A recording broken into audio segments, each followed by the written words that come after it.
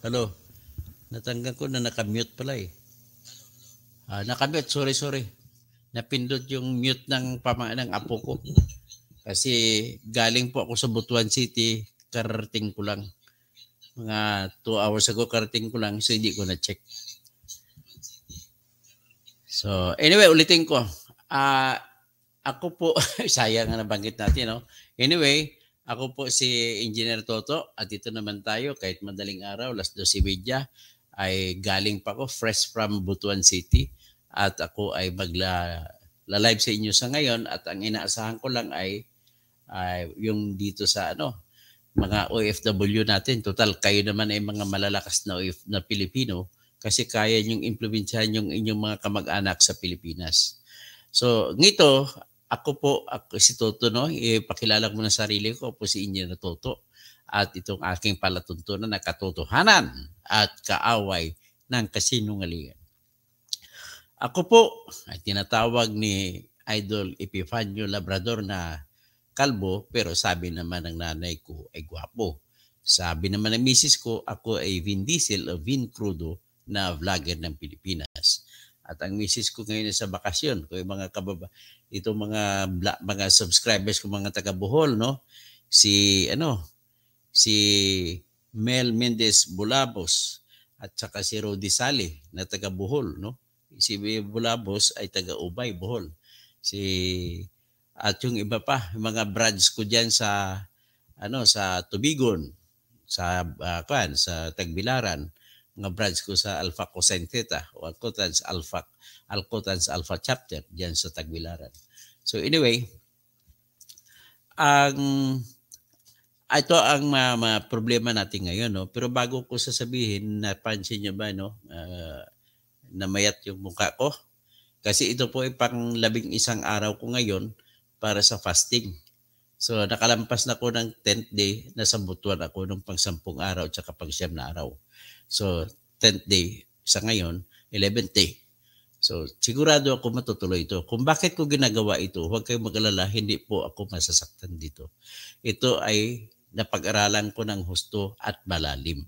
At alam ko ang magiging resulta nito. Ang target ko pong pagpapastig ay 45 days.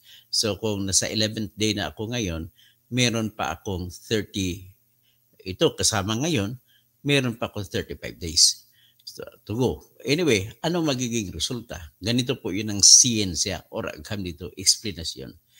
Ang ating katawan po, kapag ginutom nyo, ayon po sa discovery ng isang Japanese scientist na ang pangalan niya, i-google ko si Yoshinori,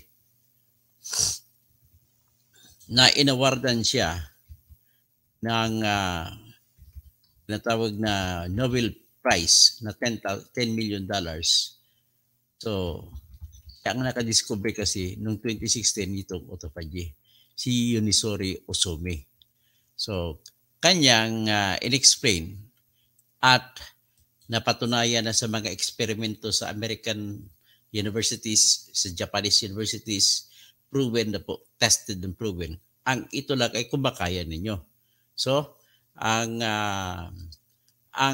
autophagy, so magpagutumin mo katawan mo, ang unang gagawin magiging reaction, ang katawan mo kakainin niya yung carbohydrates na natira sa loob ng katawan mo at lahat ng sugar na nanggaling sa carbohydrates.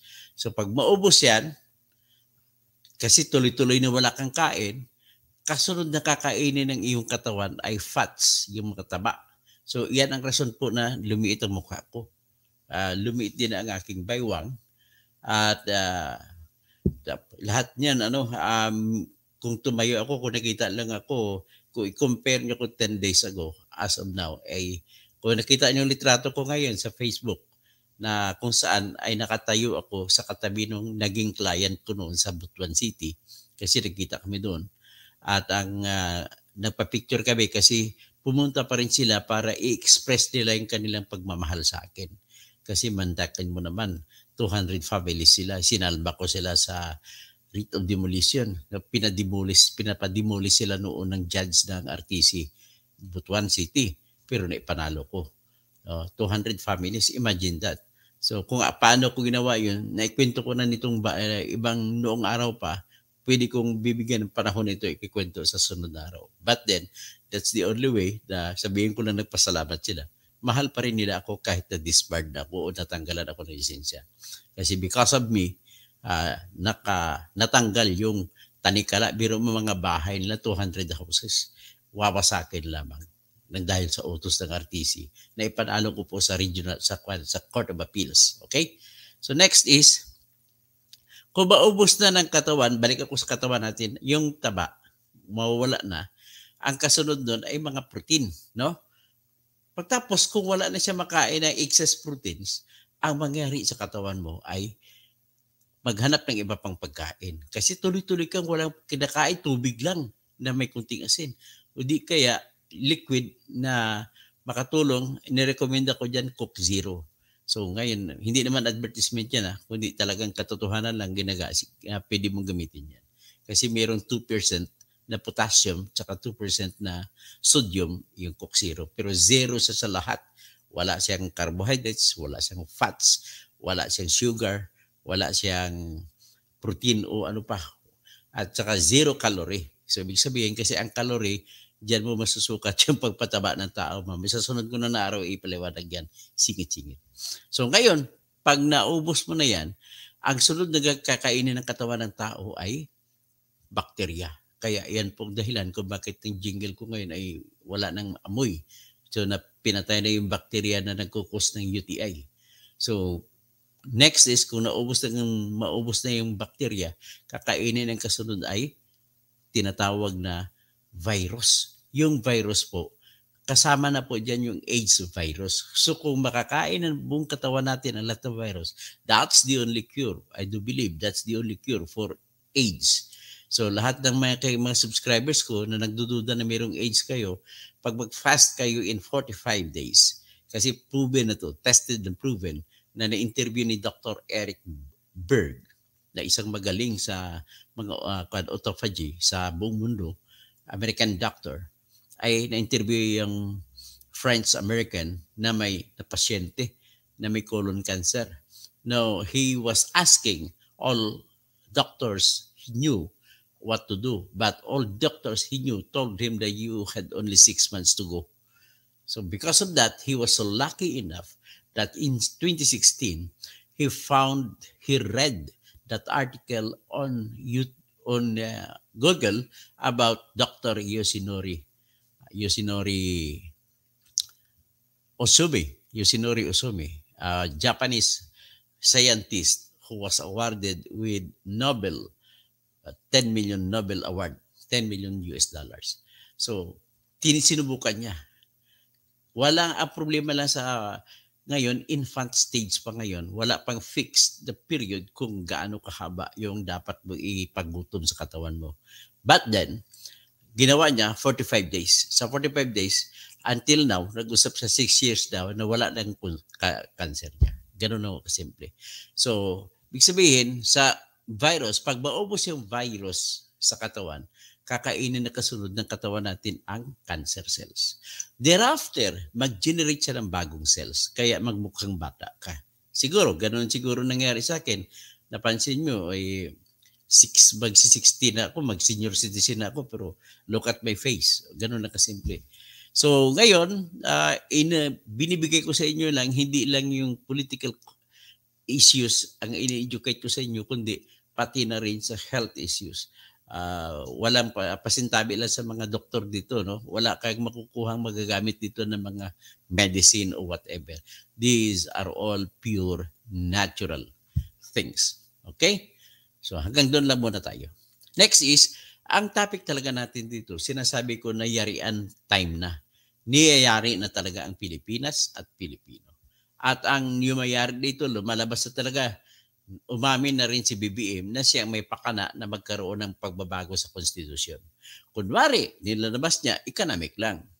At tandaan mo, bago siya nagsasabi niyan, ay nangunguna na yun si Martin Romualdez na Speaker ng House of Representatives na kung ilan pang resolution ang ginawa niya noon, sa maaga pa lang sa 2023, February pa lang lumabas na ng resolution na nananawagan na yung Senado ay gagawa ng resolution na magsanib pwersa sila sa isang bahay at magbuto-buto sa kanilang panukala na gagawin pagbabago para sa konstitusyon. At pagka magkaroon sila ng pagbabago na pinagkausapan nila, isusumiti ngayon ito sa plebisito para sasagot pagbuto-butuhan ng lahat ng mga botanteng Pilipino ng yes or no. Yes kung papayag kayo sa kanilang panukala, no kung hindi kayo papayag. So, ganon ang plano. So, ngayon, lagi na dismaya si Martin Romualdez kasi ayaw makipagtulungan nitong Senado. Ang Senado ayaw makipagtulungan sapagkat ang feeling nila ay kakainin sila ng House of Representatives. Bakit? Kasi ang House of Representatives ay 316 ang kasaping mga congressmen at congresswomen. Tapos ang Senado, alam naman natin 24 lang ang Senado. So ngayon, pag magsama sila, pag mabutuhan, talo sila sa butuhan. So yan ang ina-avoid ng Senado. At siyempre, isa silang institusyon. Independent sila, hiwalay sila. At bakit sila kakainin ng hiwalay din na institusyon na House of Representatives na hindi ayaw nila mangyari yan. So ngayon, because of that, nakaisip naman ito si Martin Romualdez na nung December, ginosignal niya lang ngayon, siya ang nag-finance. Nung nagpapaypirma ng tag 100 pesos, pipirma kung sino gusto papayag na palitan ang konstitusyon sa pamamagitan ng People's Initiative na kung saan papalitan yung Section 1, Paragraph 1 ng Article 17 ng ating 1987 Constitution na nagsasabi sa original nagsasabi, the Constitution can be amended or revised by means of Constituent Assembly wherein it is constituted by means of the House of Representatives and the Senate joining together and to propose a proposal to be submitted to the people for in a plebiscite where the people will vote yes or no. So, ganun. So, sa Tagalog pa, yung Constituent Assembly na nakasabi dyan sa Section 1, Paragraph 1, ay kung gusto palitan ang Constitution, pwede na magsama ang House of Representatives at Senado at magbuto-buto sila ng nag-iisang buto sabay butuhan para palitan, para gumawa ng panukala para ipapalit sa Constitution. At kung manaig man ang kanilang pinagbutuhan na ipagpalit sa Constitution, yan pa ay hindi pa tapos. Isusumiti pa yan sa plebisito na tinatawag. At magsasagawa ng eleksyon ng yes or no ng butuhan ang COMELEC sa buong Pilipinas. At kung magsagawa na ng butuhan, ang mangyayari niyan, yayariin, alam naman natin, yayariin na nila eleksyon. So, mananalo na ngayon ang yes. Pag manalo ang yes, napalitan na ngayon, magiging ang gusto nila mangyari, imbis na magsama, gagawin nila, dugtungan nilang salita jointly upon the call of the Speaker of the House of Representatives or the Senate President. So, gusto nila ganun mangyari. So, kung mangyari yan at manaisa sa plebisito na ang target date nila ay bago magsuna sa July, last Monday of July, si BBM. Pero grabe yung plano nila. So ngayon, sila kaya lang gagawin kasi may pundo sila. Ginagamit nila ang pera ng gobyerno para sa pagpapaikot ng perma na parang peperma. May pangakong mga ayuda. Permahan nyo yan kasi listahan niya kung sino bibigyan ng AX. Ano yung AX? Assistance to individuals in crisis situation. Yan ang ibig sabihin ng AX. Usually 10,000 ang binibigay niyan. Ano naman ang ayuda sa tupad? Sa tupad naman, pag nawala ka ng trabaho, pwede ka pumunta sa Department of Labor and Employment at sabihin mo wala kang trabaho, kailangan mo ng pansamantalang trabaho para ikaw ay mabuhay. So, bibigyan ka ng trabaho na tinatagtupad, tulong sa pantawid sa mga manggagawa na nawalan ng trabaho. Workers, displaced workers ang ibig sabihin. So, may iba pang programa. Tulong para sa mga solo parent. Karamihan ng mga babae yan. May iba pang mga programa, tulong para sa PWD. May iba pang tulong na for peace. So iyan ay kinokontrol na sa probinsya. Dumadaan sa politiko.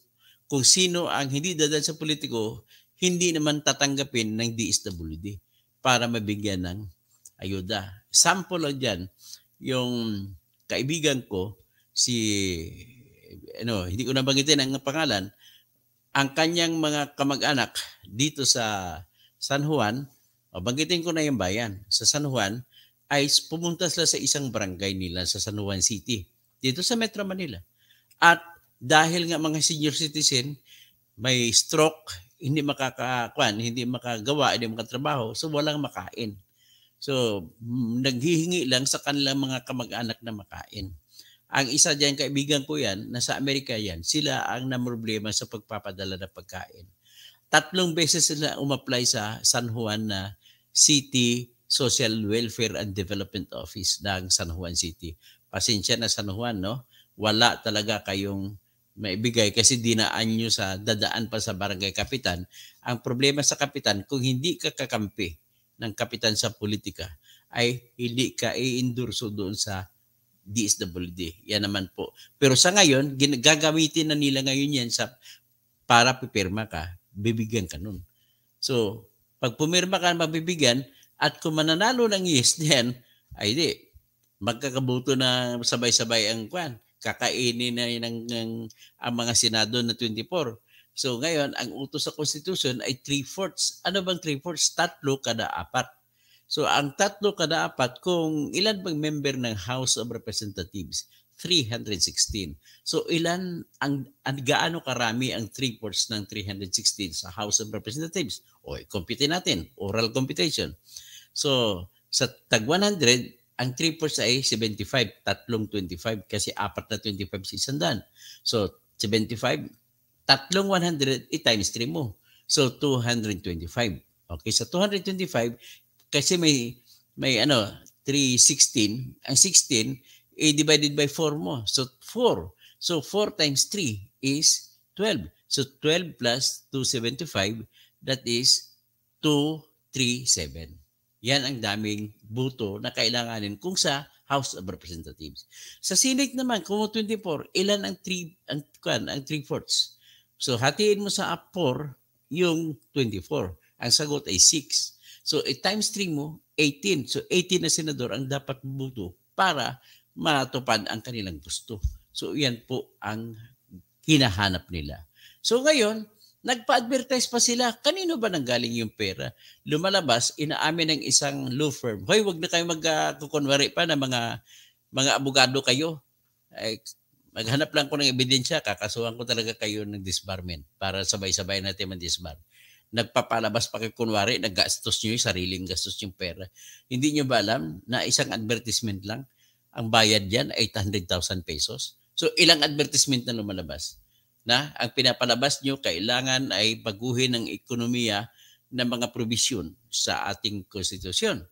Dahil para daw, sabi naman, resulta sa mas maraming trabaho, mas malago ang ekonomiya. Kung ano na ba pinagsasabi nyo, wala naman kayong logic. Hindi naman nyo napatunayan ng gusto yan. Kaya mga attorneys, better stop your things there. Remember, your profession is not a trade or business. It is a legal profession and it is a noble profession. It is for you to sacrifice yourselves. Ang problema sa inyo, nagyayabang pa kayo. Na sabihin kunwari, well, di dapat sana kung ganong ginawa. Di ginawa nyo lang basta alam ko may connection kayo kay Romualdez. Bakit? Ang connection ninyo, mga attorney Abad, Atienza, tsaka sila pang Agraba, sila pang isa. So anyway, ang connection ninyo is this. Abogado kayo ni Alfredo Romualdez na pinsang buo ni Martin Romualdez. Abogado rin kayo ni Lucy Torres na asawa ni Richard Gomez. At si Richard Gomez, isa sa pinagkatitiwalaan ni Martin Romualdez sa Kongreso. Abogado rin kayo ni Ping Lacson. So, yan po ang connection.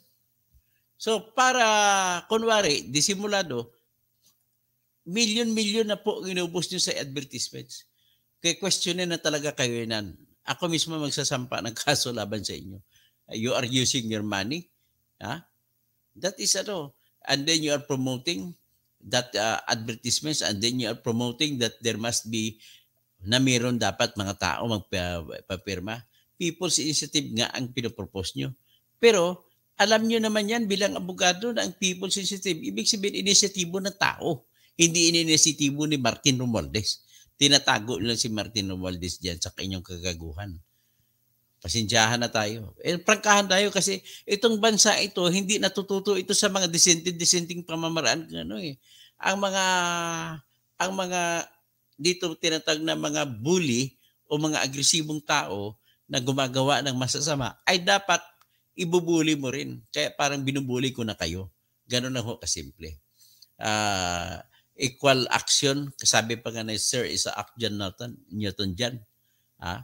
For every action, there is always equal and opposite reaction. Alam ko kasi platuan ang mga grado ko sa physics sa Mindanao State University. Kaya alam ko yan. So do not tell me about natural sciences. So ngayon, ginagamit nyo pa yung lahat na mga kakampi ni Martin Romualdez na mga party list. Numero 1 dyan ay si Ako Bicol. Hoy, marhay na aga. Ako Bicol Congressman. Si Saldico. Ay, nako sino pag iba? Garbin. Anong ginagawa ninyo? Binibenta nyo buong Pilipinas. Hindi lang mga Bicolano binibenta nyo. Tapos kayo nagpapapirma dyan. Ang target niyo, bibigyan niyo ng pera ang mga mayor, budget, 20 million sa isang distrito ang budget niyo. Ireregalo niyo sa mga coordinator, sa mga congressmen na tutulong kung makuha niyo yung tinatarget na dami ng perma. At ang target na daming perma ay hindi bababa sa 3%, 3%. Ngayon, kung may 300,000 na botante sa isang distrito, ang 3% is 3 times 3, 9,000 votes. So, pero kailangan sa kabuuan ay hindi bababa sa 12% ang kabuuang boto. So sa ngayon nag-uusap tayo. Nung nakaraan ang bumoto ay 55.5 billion. Nung panahon ng 2022 na nanalo ko si BBM at saka si Sara. Pero sa ngayon, sabihin mo halimbawa may 60 billion bumoto. So 60. So 6 times 12% kasi. So 6 times 1, that is 6. 6 times 2 is 12. So that is 7.2 million ang kailangan niyo ihagilap na total o kabuang pirma. Kita mo gano'n ko galing sa math, inuural ko lang ang math. So, gano'n po kasimple lang ang inyong target dyan. Kayo binibenta niyo ang Pilipinas. Kasi ang target niyo dyan, tanggalin niyo ang tinatawag na term limits. Magiging forever na kayo dyan na nakaupo na congressman, mayor, gobernador, ano pa, president, saka vice president. Ganun po ang ginagawa ninyo. Huwag na kayo magmaang-maangan pa. Tapos pinapadaan ninyo sa argumento para bibilhin ng tao. Kunwari, tinatago ninyo inyong adhikain na masama o balak na masama sa likod ng tinatawag ni economic provisions. Kaya yung advertisements at saka yung inyong sinasabi ay ganito. Pati yung nagbebenta na yung pinagkanulo ni Judas na Zubere ang Pilipinas kay BBM, nag-umaawit din siya, kumakanta rin siya na tinatawag economic lang daw palitan. Ayaw na tayo. Huwag nyo na kami lukuhin. Yun, ngayon, binabalaan ko lang dito yung mga yung mga DDS sa may BBM. Huwag na kayo makinig dito. Masasaktan lang kayo. Kasi babanatan ko talaga si BBM tsaka si DDS, si Duterte dito. So ngayon, ang pinapalabas nilang lahat, ganitong inaawit nila. Kailangan ng Pilipinas na maraming kapital at hindi tayo makakakuha ng kapital kung ang mga dayuhan na maraming pera ay hindi kursunada na magpupuhunan sa atin kasi wala silang karapatan sa mga pribadong ayaw nila na sumali kasi hindi sila magkaroon ng seguridad sa kanilang negosyo. Ay, utot nyo. Utot mo, Miguel Zubiri. Utot mo, BBM. Utot mo, Martin Romualdez. Utot mo, Saldico.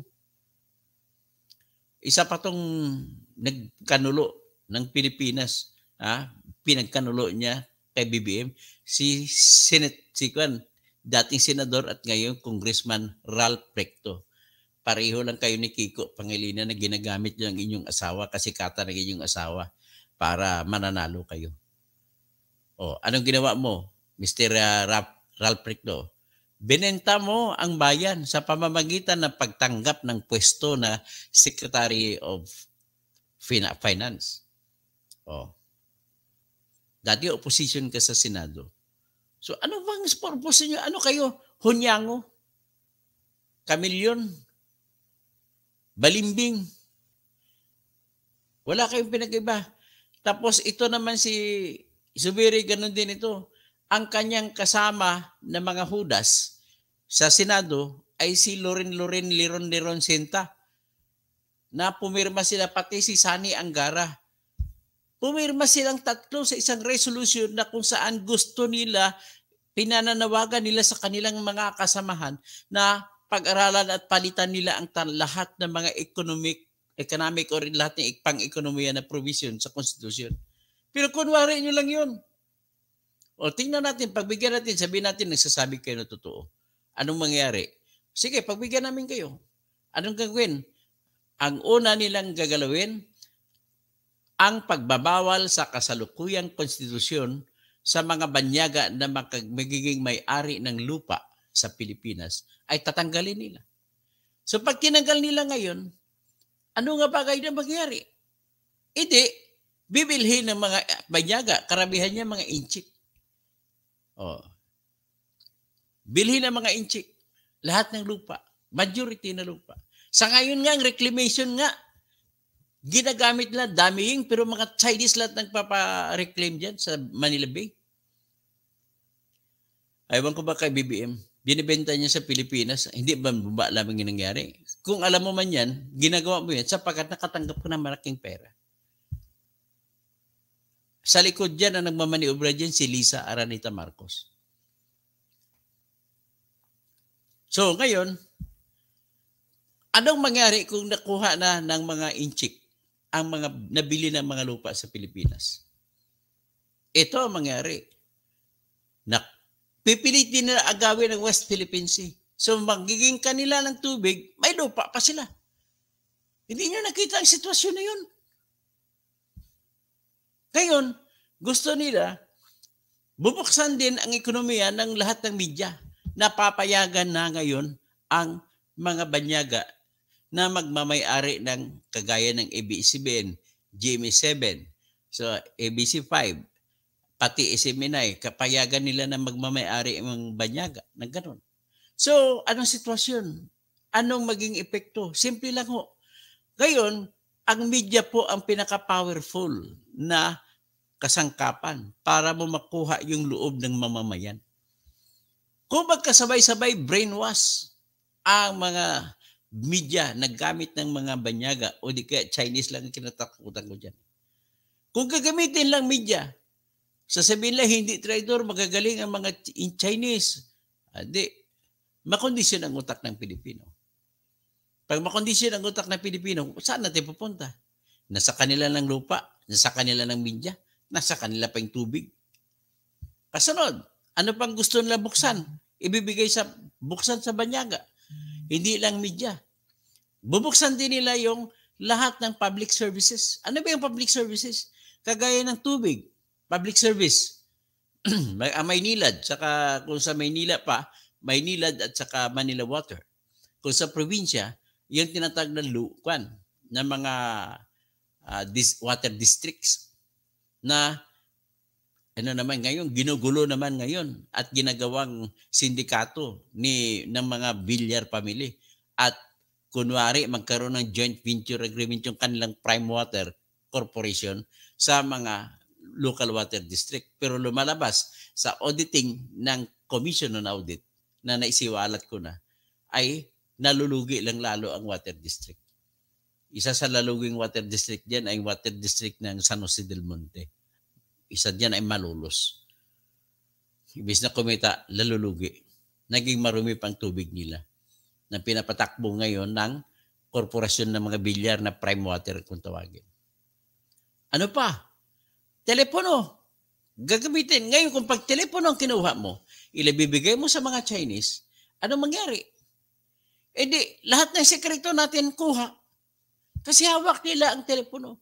Tandaan mo, may tinatawag na Data Privacy Act. Batas yan na hindi pwede yung mga sensitibong informasyon sa bawat isa sa atin. Hindi pwede ipamigay ng mga smart, globe, tsaka dito. So ngayon, kasama sa kontrata yan. Kaya ako kumuha ng cellphone kasi may tiwala ako ng aking cellphone provider na smart tsaka dito tsaka globe na hindi nila ibigay kung kani-kanino ang informasyon tungkol sa akin. So ganoon din ang informasyon sa ating armed forces kasi gagamit din ating armed forces ng cellphone. Ganoon din ang ating PNP, gagamit din ng cellphone. So lahat, bistado na tayo lahat. Payag ba kayo niyan? Ngayon, kasunod yan, LRT, MRT, kukunin din. So magpapatakbo dyan, magmamayari dyan, Chinese. Sila na ngayon magdidikta kung magkano ang pamasahe. Yayaman pa sila. Ngayon, hindi lang yan. Dapak na pinupursige ng Marcos government, Marcos Jr. government. Itong tinatawag na PUV, Modernization Program. Ang nakikita ko rito, na masamang mangyari, na pwedeng mangyari, at talagang mangyari, ay ganito. Si BBM, gusto yung lahat ng mga jeepney drivers sa operators magkumpul-kumpul, mga grupo-grupo, magiging korporasyon o kooperatiba. At kung maggrupo na sila, isurrender ng bawat isa ang kanilang pag-aari sa bawat jeep. Magiging may-ari na ngayon ang grupo nila na korporasyon. At kung ganon, kasi bibili sila ng bagong jeep, ang bibili ngayon, ang ngalan ay korporasyon. Ngayon, lumalabas ang standard na presyo mga 2 million. Pag kinuwenta mo 2 million, payable, mababayaran doon ng mga korporasyon ng mga driver tsaka operator, babayaran sa loob ng 7 taon. So ngayon, sundan nyo ako para maintindihan nyo yung diskarte ng financial business sa pagpapautang. Ganito po yun. Ang pangako nila ay 6% per annum ang interest. Ibig sabihin ng 6% per annum, equivalent ng kada buwan ay kalahating porsyento. So ngayon, payable in 7 years. So ibig sabihin, ang principal na inutang mo, dagdagan mo ng 7 years times 6% kada year. So 7 times 6 is 42. So 42 plus 100%, magiging 142% ang kabuuang bayaran ng korporasyon sa kada jeep. So kung 2 million, anong 1.42 ng 2 million? Okay, compute na lang natin kasi medyo komplikado ang ang mga numerong na involved. So 2 million 1, 2, 3, 1, 2, 3 times 1.42. So, ang kabuuan, total contract price, patapos ng 7 years, magbabayad ang korporasyon ng mga operator at driver ng 2.84 million sa loob ng 7 taon. Ngayon, tingnan natin kung magkano dapat ang imamaneho ng kada driver at operator, paano sila mag-usap para mababayaran nila. Titingnan natin ang katumbas ng buwan ng hulog. So, there are 84 months in 7 years. So, divided by 84 ito. So, ang nangyari, kailangan na pilitin ng driver, biyahe siya na kahit matraffic, nakikita siya ng 34,000 kada buwan na ibabayad sa Land Bank of the Philippines. Kaya ba? Sa totoo lang, ang hirap na yan. O ngayon, i-convert natin sa arawan, i-divide by 30 natin. O lumalabas, kailangan magmamaneho ang driver, nakikita siya ng 1,130 pesos a day. At ibigay niya yan, ihiwalay niya yan ibigay niya sa korporasyon para sa kanyang jeep na minamaneho. Kaya ba? Paano magiging kaya kung matraffic na? Kukunti na lang ang ikot ng biyahe. Paano makakaya kung ang ibabayad ang babayad ng mga pasahero ay 15 pesos lamang kasi iyan ang minimum wage ngayon, ang minimum fare ngayon. 15 pesos sa unang 4 na kilometro. So, sa standard nila, sa karanasan nila sa buhay, sa ngayon, nagbabigay ang driver ng 1,005 na boundary sa mga operator. At narinig nyo man siguro, maraming driver hindi nakabuo ng 1,500 na pang-operator na boundary dahil sa traffic. Traffic naman talaga eh. Paano pa mangyari yan? Marami ng kalsada doon, kalsasakyan, bibili pa kayo. So ngayon, paano magiging yan? Paano magiging masunod? Ngayon, kung nga Euro 4 naman ang makina ilalagay nyo, diesel pa rin, crudo pa rin. Ang crudo, 25 liters a day ang kakainin. Ngayon, tag 70 pesos ng crudo ngayon. Multiply natin. 70 times 25 liters. So, sa isang araw, kailangan kikita sa pagmamaniho ang jeep ng 1,750 para sa gasolina lang. Tapos, kailangan pa rin kumita pa siya para pambayad sa utang. Wala pang para sa pamilya niya. Wala pang para kikitain sa operator. Kaya ba? Nako, pasensya na. Ito na, 1,000, 2,000, 3,000 lahat. Sa gasolina, sa crudo pa lang at saka pambayad pa lang sa monthly. 3,000 na. Hindi ko alam kung kaya kikitain. So kung kikita pa siya 1,000 pa ulit, 4,000 na lahat. Paghatiin nila ng kanilang amo, ng operator na nakatuka doon sa jeep na yan. Wala, patay. So, maliban na lang kung magtaas sila ng minimum wage. Kaya kagaguhan po ang sinasabi, inaanunsyo ng LTFRB na hindi tataas ang presyo ng pamasahe kung susunod sila lahat sa bagong programa ng pag-phase out. Actually, it is not much. Walang issue sa tutulad sa kung pagpalit kasi pwede na. Dati gusto nila China ang bibilhin na jeep at saka yung ngayon may Japan na. Ngayon na nagrarally na, sinasabi nila ngayon na pwede na magbili ng lokal na Saraw at saka Francisco Motors at saka iba pa, mga Morales, marami pang ibang mga lokal na gawa. Ngayon lang nila sinabi yan. Ang mga lokal, nagsasabi nga si Elmer Francisco na siyang nagmamanage sa Francisco Motors na minanapan nila sa tatay nila.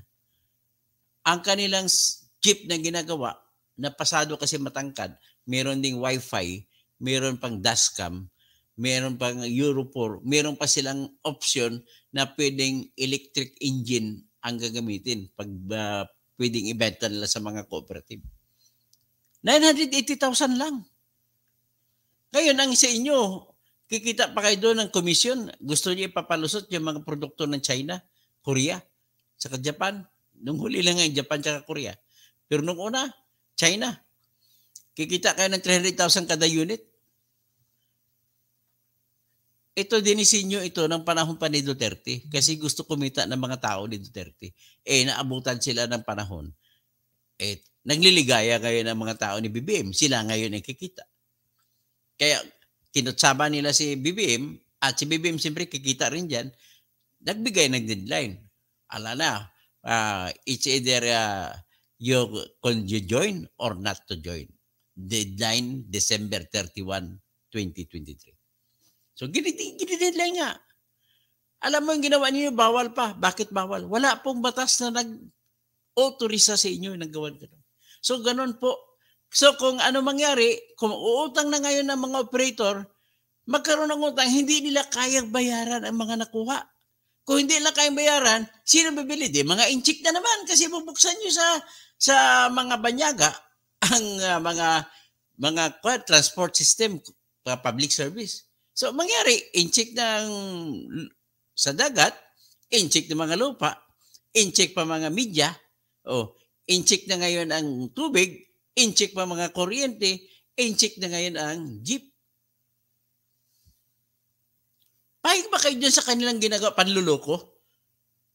Alam mo, ang hindi nila nakikita nito mga argumento na ni BBM at saka ni Martin Romualdez at saka ni Zubiri, na kailangan doon malaking kapital, magpasok. Parang inaamin nila failure sila.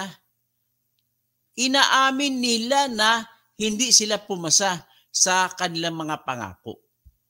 Na kailangan pa nila buksan kuno yan para kuno maipasa lang ang pangako sa bayan na pagkain.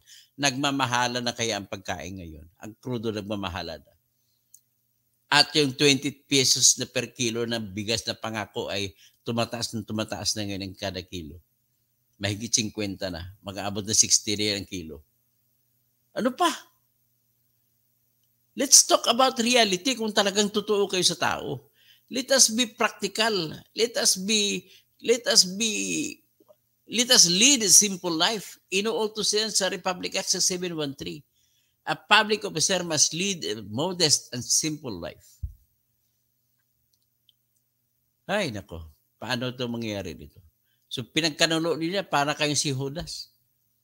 Ang Kristo dito, pasensya na mga kapatid ko, mga Muslim. Assalamualaikum warahmatullahi wa barakatuh. Si Kristo po, nakasulat naman sa Quran. Ang pangalan niya sa Quran ay si Isa. Pero sa paniwala ng Kristiyano na si Kristo ay hinudas ni St. Jude, si Judas, nung 12 disipulo niya. So ganoon din ang ginagawa nila dito. Si Kristo ay mga tao, hinuhudas nila. So, anong gagawin natin ngayon? So, tuturuan ko kayo kung anong gagawin. So, ngayon, ano ngayon ang balak nila gagawin? Dahil nga, lumalabas ngayon na pumapabor na ngayon ang Senado sa pangunguna ni Mig Zubiri. Ang tanong, kaya ba niya? Sagot, kaya. Bakit ko nasabi kaya? Kasi napatunayan na yun nung pinasa nila yung Maharlika Investment Fund. Kahit na kumukontra si Coco Pimentel, kumukontra si Risa Hontiveros, kumukontra si Chis Escudero, wala, kinain sila ang boto nila. Mahigit 20 pa rin ang boto ng mga senador bumuto para sa Nakibuto din yan si Tolpo nyo. Bakit nyo pa iniidolo si Tolpo? Wala din yan, salarin din yan. Kasama din si Alan Caldero Cayetano. Kasama din yung kapatid niya si Pia Cayetano na nakipag-collaborate na ngayon kay BBM. Ay, wala talaga masahan. Kaya sa totoo lang, iboto nyo ako pagka-senador sa 2025. Kailangan marami kami. Ang isang matapang dyan, nirekomenda ko si Leila de Lima. Hindi ko alam kung si Lenny kung tatakbo yan o hindi. Pero nadismaya ako sa mga oposisyon ni hindi man lang sila nagbuboses. Kaming mga vlogger lang ang nagsasalita, nagpagkontra, tsaka nagsasalita, pinapaliwanag sa bayan kung bakit mali ang ginagawa ng mga taong ito. Dami ninyo. Pag tuwing eleksyon, nandiyan kayo, una kayo. Kayo lang sasabihin nyo. Kayo lang may karapatan magkipaglaban at kayo lang may karapatan para sabihin na opposition. And yet, you are also selling the souls of all the Filipinos at one time or another. So, ang gagawin nila, hindi na nila kailangan ngayon ang pirma-pirma. Bakit? Kasi ganito, simple lang gagawin nila. Magpapalabas ngayon ng resolution ang House of Representatives. Gusto namin na magkaroon ng Constituent Assembly na magsama sa pagbutuhan na magkaroon ng 3/4 votes na ipanukala yung ganito. Kasama ng pagtanggal ng term limits. Ganon din ang gagawin ng Senate. So dahil hiwa-hiwalay, gusto nila hiwa-hiwalay, bubuto ngayon ng mga Senate, 3/4 sila. So, kailangan 16 voters sa Senado, kayang-kayang kunin. Kayang-kayang lang kunin. Tapos, 3/4 din sa House of Representatives, kayang-kayang rin kunin. Tapos, magmi-meeting sila bicameral at pag-isahin nila at magkaroon sila ng joint resolution na utusan ang COMELEC na magpapatakbo ng plebisito. At kung magpapatakbo ng plebisito, ito na ngayon ang isusumiti na tanong. Payag ba kayo sa mga ganito? O payag ba kayo na sa bagong konstitusyon? Ganun lang kasimple yan. Ngayon, ang gagawin naman gusto gagawin nila is para mas mahaba kasi pag presidential, buto-buto pa. Maaring hindi pa mananalo ang kanilang kandidato. So, ang gagawin nila, magiging prime minister na lang, gagawin nila unicameral. So, madi-dissolve ngayon ng Senate at saka tanggalin din ang House of Representatives. So, magiging na lang, members of parliament na lang lahat. Iisang katawan na lang ang manggagawang batas. Ang tawag dyan, yung panahon ni Marcos, yung members of parliament. Assemblyman, kung minsan tawagin. So, yun po ang mga balak. At least alam nyo na ang balak na sinasabi ko. So, ang tanong, kaya ba natin labanan ito? Aminin ko sa inyo, hindi natin kaya. Kasi sila ang may hawak ng kapangyarihan sa ngayon. Pwede nila gawin yan hanggang sa marating sila, makapagpalabas sila ngayon ng isang panukala na papalitan ng konstitusyon. Ang pinakatanging magagawa lamang natin, mga kabunyog, kagaya kay Ding natin, no? Ay bubuto na lamang tayo ng no, magkampanya tayo at bubuto ng no laban dito. That's the only way. There is no other way. Except kung magkamali sila. Pero may nakikita ko isang pang paraan. At nakakasana ito. Ang tanong, may budget ba sila? Kasi bilyonis ang gagastusin sa pagpiplebisito. 12 billion lang may gakainin. So, meron ba silang pera? Sagot, meron. Bakit? Siningit po nila ha. Tingnan mo. Sa panahon na nagsumiti yung National Expenditures Program, ang Department of Budget and Management, tinanggal na yung 17 billion na nilalagay ng COMELEC para sa kanila. Kasi wala namang eleksyon na gagawin. Wala. Puro special election. Kukunti lang yun. Kay yung mga namatay na congressman, papalitan. Yung natanggal na congressman kagaya ka Arne Teves, papalitan. Kukunti lang ang ilingkan. Kukunti lang ang kailanganing pera. Ngayon, kagaya nun, may nag-resign si Ralph Recto, tatakboy si Mrs. Vilma Santos, pagiging congresswoman sa Lipa City. Yun ang pagkagastusan. Wala namang referendum. Wala namang plebisito na nakapila, nakalinya. So, ibig sabihin, kahit wala, bakit yung binadgetan? So, nagkaroon tayo ng sitwasyon na gumawa ng budget, naglaan ng pundo ang Kongreso, ang Senado at saka yung House of Representatives ng pundo na 14.5 billion pesos na wala malang nakalagay na ano ang pagkakagastusan. Bastos. Kaya, ang pangako ko sa inyo, ngayong Sabado, Linggo, pag-ubusan ko ng oras yan, magsasampa ako ng petition sa Supreme Court na ideklara na basura sa batas yung 14.5 billion na budget na binigay sa COMELEC para wala sila magagamit na panggasto sa kanilang tsa-tsa. Ganun ang gagawin natin. Ipagdasal nyo lang ako. Na magpatuloy ang buhay ko kasi alam ko marami na ako nasagasaan. Kasi alam ko sa lahat ng vloggers ako lang daring magbabanggit ng pangalan. Si Maharlika nga, nasa Amerika siya, takot pa siya magbanggit ng pangalan. Binabanggit ng pangalan, mga alias-alias. So, yan po ang gusto ko i-presenta sa inyo na dapat nyo makikita. Lahat na, nagsama-sama na ang lahat nito. Isang buhos na tayo nito. So, ang target time nila, tandaan ninyo, bago magsuna si Bongbong Marcos sa last Monday of July. Third suna niya. So, hanggang dyan lang muna tayo at alas 3:20 na. Okay? Mag-iisang oras na tayo. So, magandang umaga po kay Yoseri Resida, Georgie Afari, attorney, sino ang magmamanage ng corporation. Ganito ang magmamanage ng corporation, no, sa kanila.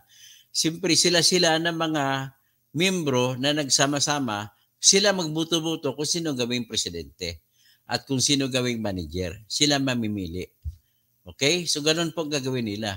Pero, ganito yung Georgie Afari. Ang nakikita ko, hindi nila kaya buburuin yung kita na ganun para makabayad sila. At saka pala, marami na ang reklamong nakarating sa Senado at saka sa Kongreso na hindi na nakabayad, default na. Irirematahin na lang mga jeep nila. Kasi hindi nila kaya kukunin ang kita. Kasi 15 pesos lang ang minimum wage, minimum fare.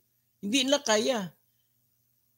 Kasi kung tataasan nila, kung pag tinaasan lang, minimum yung nakita ko ngayon, Cubao Quiapo, nasa, 15 pesos. Cubao, Quiapo, pati City Hall. Ngayon, pag tinaasan niya, magiging Cubao Quiapo, 50 pesos. So, Rodolfo San Jose, good morning po. Si Mitch Stan, ingat lang palagi sa our senator. Bless you. Just pray for me na hindi ako malingat. Ganun lang kasimple po. Si Mario Santos, Engineer, have a safe and restful day. Si Danilo de los Santos, Mario Santos, Paz Guerrero. Huwag po kayo mag-alala. Kaya talaga ako nagpupumilit na magsalita, naging matapang. Hindi pwede itong vlogger na hindi matapang. At kailangan matulis na vlogger at matalim ang pag-iisip. Kasi, kailangan talaga Kailangan isalba natin ang Pilipinas. At lumalabas. Ako lang walang ibang nagsasalita. So kung walang iba, sino? Ako na yon. Pinapapilan ko na. Ngayon, nais ko lang din i-shout out itong mga opposition natin.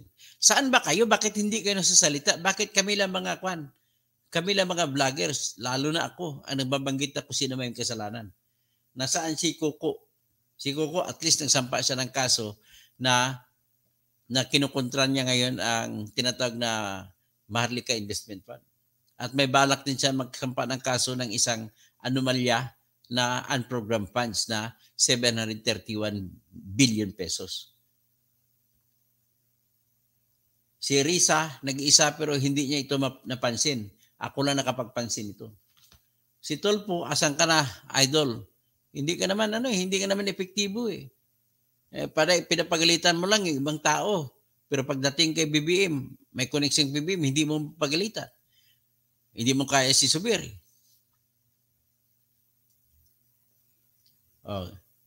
Kaibigan kasi sila ni Romualdez, kaya yung kapatid niya si Erwin Tulfo, bata ni Romualdez. Tapos number 1 pa sa Senate survey, si Erwin Tulfo. Ay, alawag ko naman sa inyo, kabastos naman yan. Ba't niyo iboboto yan? Wala kang nagawa Pabor ka kay BBM at saka kay Romualdez. O si Alan Peter Caldero Cayetano. Nagbabilimbing kayo ni Pia Cayetano, na kapatid mo. Ay, nako. Kayo ang sumisira ng institusyon ng Senado. Kasama na to si Subiri. Ang Senado ay dapat tumatayo yan na independyente, hindi kayang diktahan. Ang papel niya ay para protektahan ang interes ng Pilipino. Sila ang may numero 1 obligasyon. Sila may tinatawag na sila ang konsensya ng bayan. Dapat may check and balances. Ang nangyari, pinagkanulo. Inamin pa ni Zubiri na inutusan daw siya ni BBM. Napapautos ka? It is a disgrace. You have brought down the honor, dignity, and integrity of the Senate by admitting that you were instructed and dictated upon by the President to do that act of amending the Constitution or proposing an amendment to the Constitution. You resign. Resign na kayo lahat yan. Lahat na pumirma, si Angara, pati si Lorin Sinta.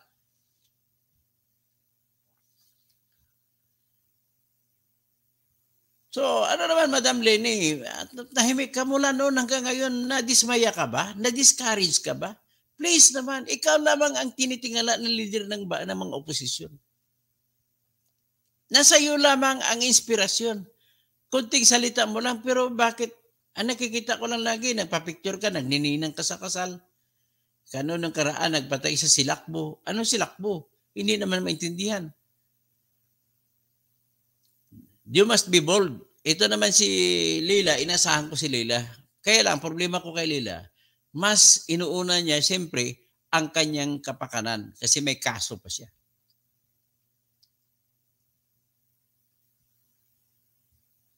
Ito si Raprito, wala na akong pag-asa dito. Ito si Ikan, lalo na si, ganoon din, si Trillanes, si Drilon, hindi na rin sa salita.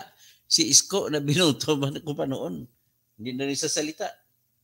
Si Ping Lacson, si Pacquiao, saan na sila? Saan na kayo lahat? Kung talagang totoo makabayan kayo, bakit hindi kayo nasasalita? Simple-simpleng basahin ang ginagawa na napakasama, hindi niyo masasabi. Do not tell me that you are ignorant. Do not tell me that you are incompetent. Do not tell me that you are not intelligent enough to understand everything that happens to us.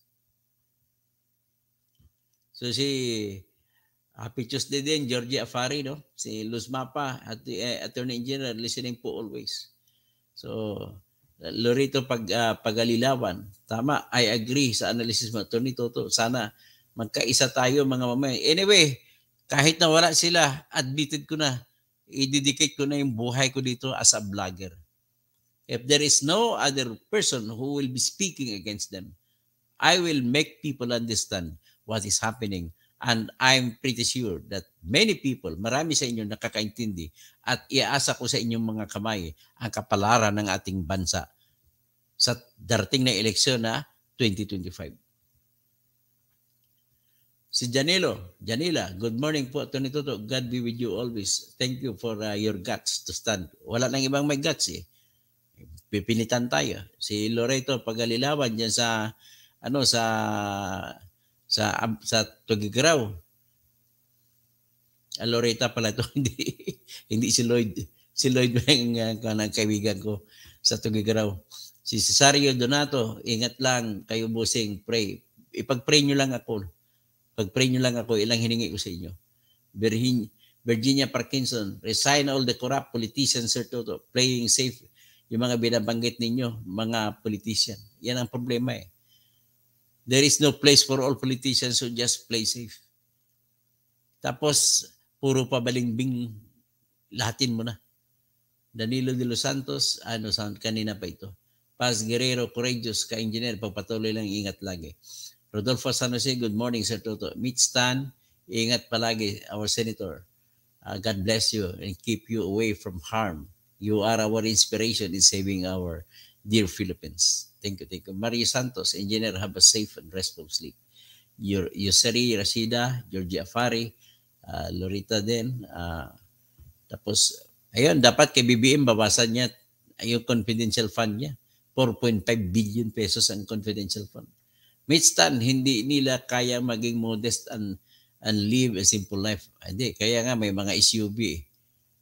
Mario Santos, kung talagang gustong makatulong ang pamahalaan sa mga drivers, dapat gawin na nila zero financing. Alam mo kung ako presidente, anong solusyon dyan? Kung gusto mo na malinis, ipoprovide na ng government libre ang lahat ng jeep.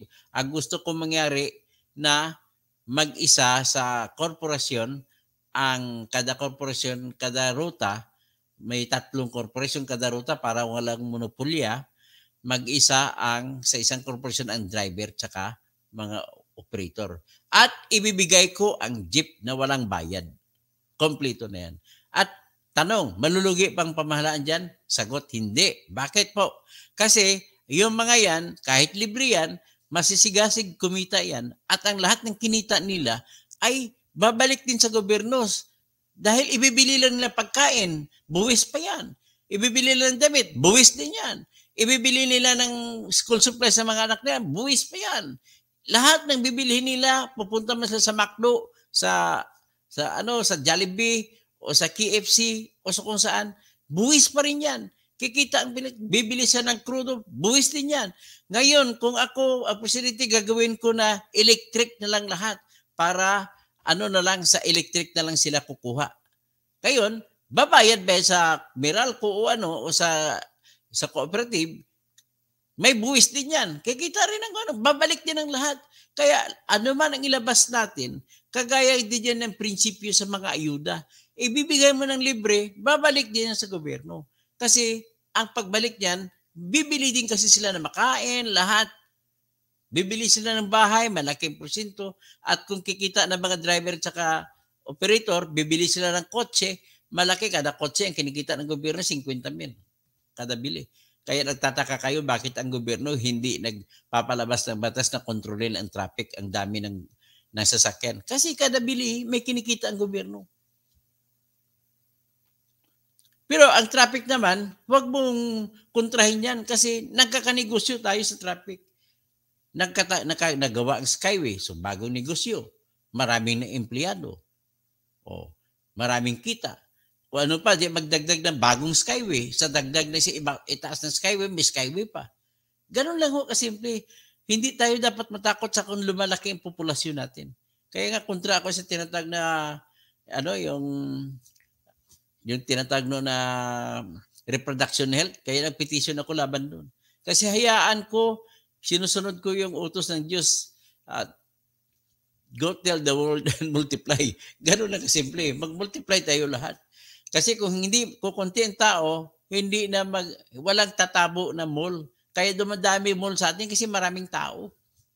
Ganun lang ho kasimple. Kaya yumaman ang China kasi maraming internal, maraming local buyers. Kasi bilyonaryo ang tao.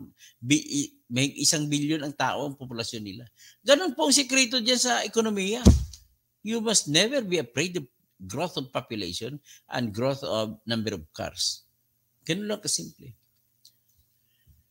Mari Santos, kung talagang gusto, ito, nabasa ko na si Yuseri Reside, pahirap na Loretta Pagalilawan, divide by 26 days lang kasi may coding. Hindi na, tanggalin na yung coding. Kasi kailangan na makabawi eh. Exempt sila mga public vehicles, exempt sila sa coding. Ang iko-coding na lang natin ang privado. Ding natin, okay, magandang umaga, gabi na yung Marife, overpriced pero parang may sira na ang iba. Oo nga, marami na kung at hindi tumatagal, mga sira-sira na. So gabi na yung Marife, pandemic na isahan, nalutsan pa nila ang piston. Yung nga kasi utak ni Duterte ito nagsimula eh. Ngayon nagtatamasa mga utak BBM. Gabi na yung Marife, data privacy, civil rights privacy, pero bakit minimerge ng telcos and DICT ang mga identity personal information ng bawat mamamayan? Okay lang yan ko i-merge basta may pangako na hindi nila ibibigay sa kahit sino naghihingi. Pero ang problema ko kapag Chinese nang may-ari ng mga telcos, patay tayong lahat. Gabi na yung Marife, natural resources, ang laki pa rin na sinisingil nila. Wow, gabi na yung Marife, maraming alam to si gabi na yung Marife. Bakit hindi na-highlight ang administration ng FBR noon? So ano pa palang nagawa na FBR noon tungkol dito? Gabi na yung Marife nanalo sa arbitration pero pinabayaan lang ni Duterte. Yun, yung kay Noynoy yun. Pinanalo yung West Philippine Sea. Gabi na yung Marife, NTF, LCAC at party list, i-abolish na yan. So sabi ni BBM, wala ng NPA. Bakit meron pang NTF, LCAC? Ang purpose ng NTF, LCAC ay NPA. Bakit nanghingi pan confidential pan si Sara kung wala ng NPA? Di ba katwiran nila ni Duterte dahil paggagamitin si NPA? So Mario Santos, marami talaga ang gahaman sa kapangyarihan. Gabi na yung Marife, ang laki ng sahod sa mga politicians government. Alam niyo yung senador natin kada buwan kasama na allowances, 2 million po. 2 million ang sweldo ni Ruben Padilla. Nagsusuklay lang kanyang bigote. Susan Atares, good day, Engineer Toto. Gabi na Marife, bakit may mga business owners ang nagbibigay ng millions na pero panahon sa political campaign nila? Anong purpose? Bakit? Kasi naging uso na po, naging kultura na sa ating politika na kung magkukontribute ka, makakuha ka ng negosyo kung manalo ang tinutulungan mo. Ganun po yun. At dapat tanggalin ang kultura na ganun. Dapat ang bawalan na ang sino man mag-contribute ng pera. Gagaya sa Amerika. Hindi ka pwede mag-donate more than $2,000. Hanggang $2,000 ka lang. So ngayon, ang mangyari, ang gobyerno ng Amerika ang naggagastos sa mga politiko na tumatakbong presidente, tumatakbong vice-presidente, ang American government ang nagfa-finance niyan kasi iniiwasan ng Amerika na makokontrol ang presidente na mananalo ng mga nagbibigay ng donation.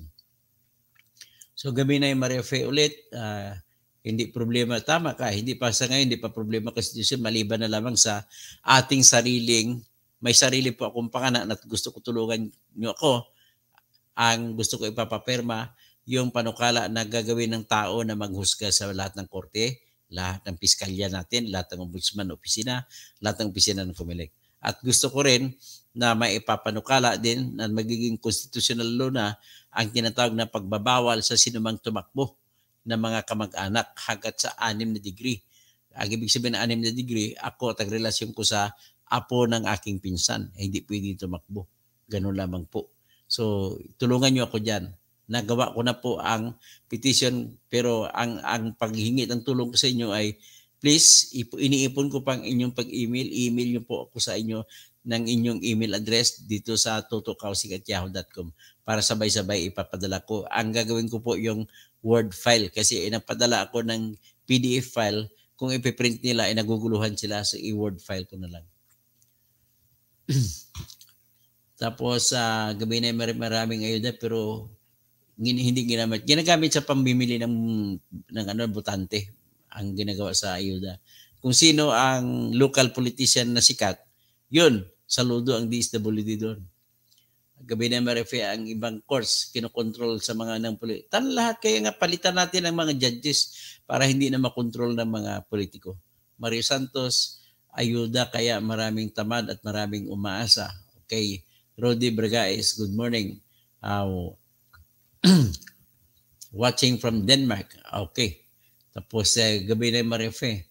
So, si Rodi is kung Denmark, gabi ngayon dyan, no? So, mayap bingi, no? Si Rodi Bragaes. Tapos, si gabi na Marife, corruption ang problema, corrupt politicians. Tapos, biro mo kung ayuda, bakit ipa-advertise pa nila? Yun nga, ganun na sila kababoy. Gabi na Marife, dami, voters man o hindi, dapat bigyan iba, present, permanent address, residency, or indigency, ay magkaiba din. So, marami na sinabi si Dr. Yesani, Adi Yesani. Good morning po, Atty. Toto Kausing. Salamat sa mga advices mo, pagpalain at gabayan ka ng Diyos sa mga mabuting gawain po. Take care and ingat po. Si LG Naps, totoo po yan. Low carb, the best diet, autophagy, self-healing. Yan, salamat. Pakibasa nyo sa Google. Francisco Ocampo Mangulabdan, dyan sa ngayon sa New Zealand. Magandang umaga sa inyo dyan. Nagda-diet po na kayo, nagpupuyat pa kayo. Ay, okay lang po. Sapat pa rin ang tulong ko. Adelaida, hello po, Engineer Toto. Mel Mendez Bulabos, no? Taga Ubay, kababayan ng misis ko. Si Helen Serafica, good day, Toto Kasing, watching from Ontario, Canada. God bless. Si Luz Mapa, taga General Trias, no? Diyan sa Kamachili, subdivision. Si LG Naps, meron na po. Okay, Maria Filjon Tabayuyong, si Phil Jr. taga sikat na ngayon yung Cambodia, malapit na maungusan ng Pilipinas sa ekonomiya. So, Wilbert Laos, okay.